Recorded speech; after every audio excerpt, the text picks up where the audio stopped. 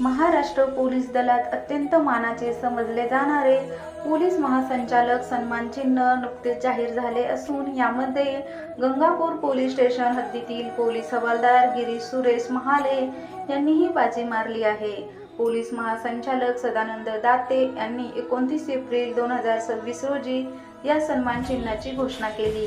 2001 साली पोलीस दलात रुजू झाल्यानंतर त्यांनी मुंबई शहर QRT नाशिक वाहतूक शाखेसह सध्या ते गंगापूर पोलीस स्टेशन येथे कार्यरत आहेत। या पुरस्कारामुळे नाशिक पोलीस दलाच्या शिरपेचात मानाचा तुरा रोवला गेला असून यामुळे पोलीस दलाचे मनोबल उंचावण्यास मदत होणार आहे।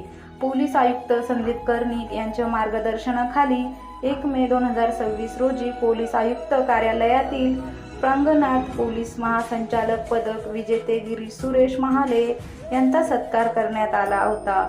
पोलीस आयुक्त संदीप कर्णिक यांनी पुष्पगुच्छ प्रसिद्धीपत्र देऊन सन्मानित करण्यात